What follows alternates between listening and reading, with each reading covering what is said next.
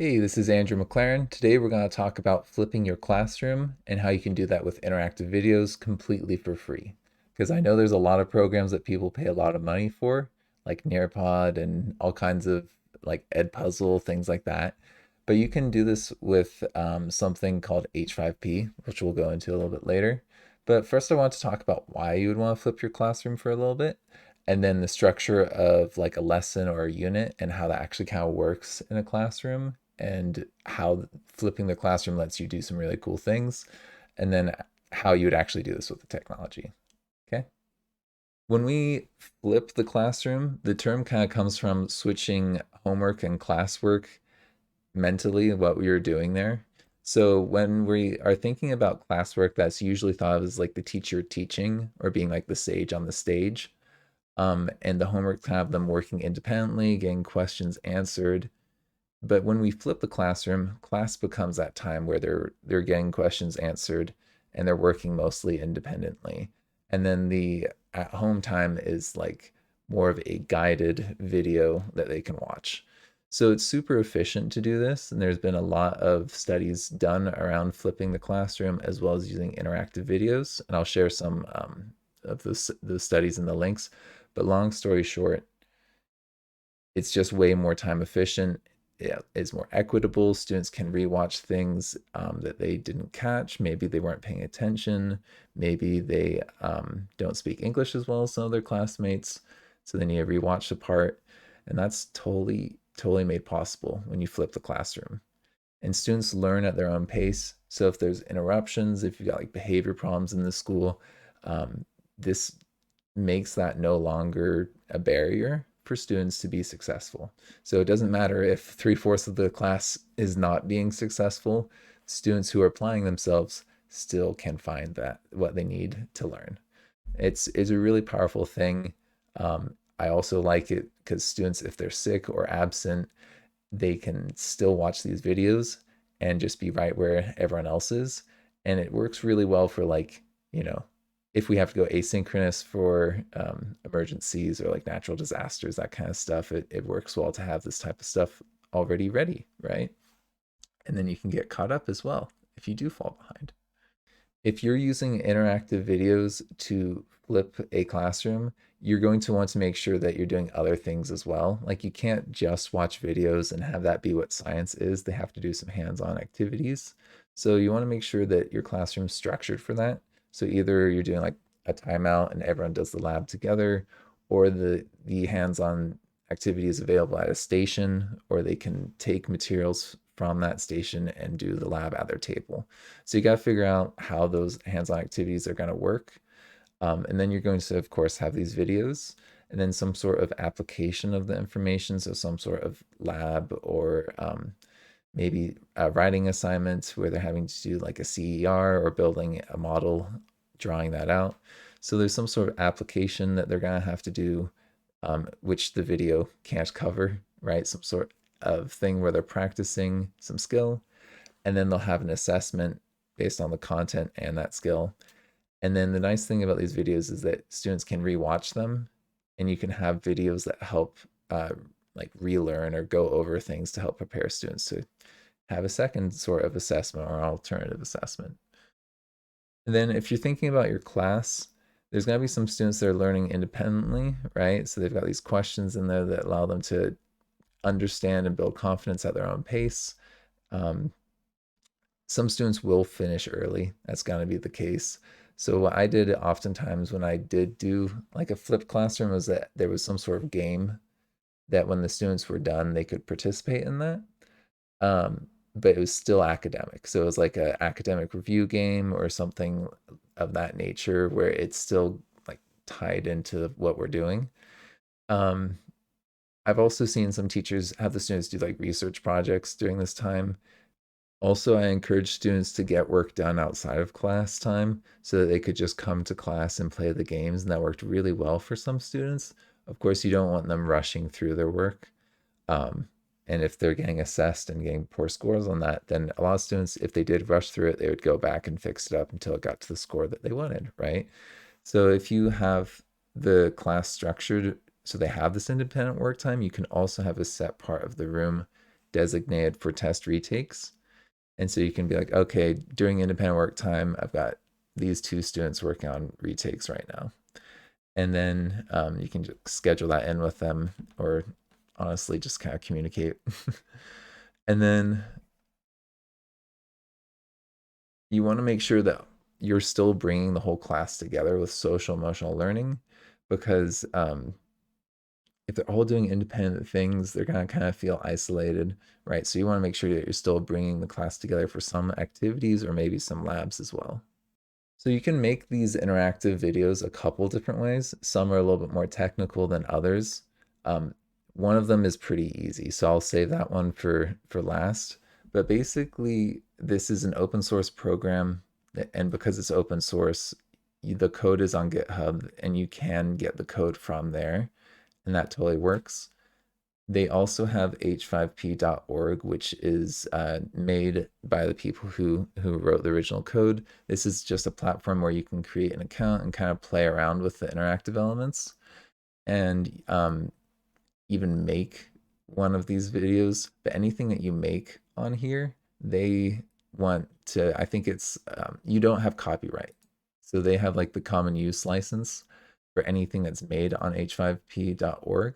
So keep that in mind. Anything you put on here, other people can use and you have no right to it. So just something to keep in mind. You can also use something called h5p.com, which they have some of the people who wrote this made a website that will host it. So you're basically paying for them to host the videos and help with some of the integrating if you want to have some of the quick grading. So I've got this set up. So I've got like all these different interactive videos that I've made in there, and you can kind of see them. This is kind of what it looks like, and yeah, they're pretty awesome. You've got these questions on here at different parts in the video. Sorry if it starts draw talking. Out a couple, and then it can give you a little pop-up question, and then you do the pop-up question, right? So these things are pretty easy to make. You can do them on this h5p.com, org, GitHub, but the easiest option, it's also free, is Lumi, which lets you do this without having any website or any like coding skills or anything. Basically, if you go to, I think it's app.lumi.education and download the Lumi app, you're going to get something that looks kind of like this, and it's going to have the H5P editor and the analytics. So you can make content just on this. So you can say, hey, I want to make new H5P content and like make an interactive video. And that looks pretty much exactly like what h5p.com or .org does when you're trying to make one of these interactive contents. So you can see like it's the same sort of format. And so you can use that to like make a new one, or if you have some other ones that you've already made, I've opened ones that I've already got here, like this guy right here, and then you can continue working on that, and you can kind of see that they've saved the recent ones that you've been working on. Okay, so you'll work on this, you'll make your interactive video. Once you're happy, you go up to this, there's an export option in here somewhere. Yeah, export right there. And then you can export. I like doing the reporter because that is just going to let the students report back scores to you. So you can then export this, and that will get saved to your downloads file by default. Yeah, sure, whatever, that's fine. So you export, it goes to your downloads, and then you can send that via email because it's just like a HTML. So if you go to your downloads and then you click on, well, this is it. It's right there. It's in my downloads. Click on that. It will open up a basically the folder, but displayed as a web page for you. So you can work on this. So this is like the students have gotten this. They've clicked on it, and it has like the interactive questions now. They can have those little concept checks. And so they do their thing, they get their scores, and they say, okay, here's that file, and then they need to share that file back with you, right? So they got that file, they share it. You could have that be something that they submit in Google Classroom if you want to get them all into one nice little folder, and then you would open up that folder with Lumi, the application. So if you go to the analytics, you can choose a folder that contains them. So you can take all those things that the student submitted, maybe download them as one folder, and then open that.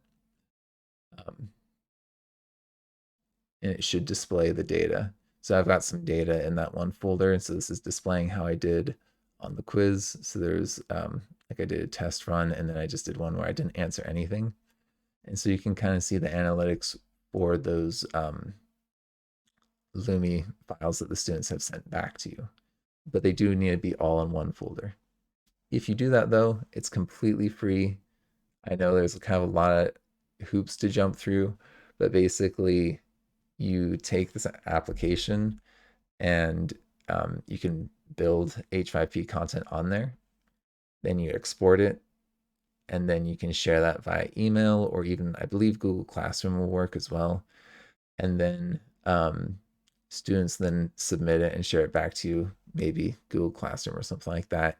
And then you take those things and put it into a folder, plug it into this Lumi application, and you should be able to see how they did. I know it's a lot to kind of like go through there, but you can streamline the path with students. They'll get trained on how to use this, and this is completely free. So these never disappear, unlike Nearpod or like Edpuzzle, where your subscription will run out and then it's like, well, you don't have those anymore. So this is like a permanent way of keeping your interactive content that you've made. Also, it's really great for people who are like maybe in communities that don't have as much resources or as much money, but they have tech savvy people who could make this content, right? Okay, I believe that was everything from Flipping Your Classroom.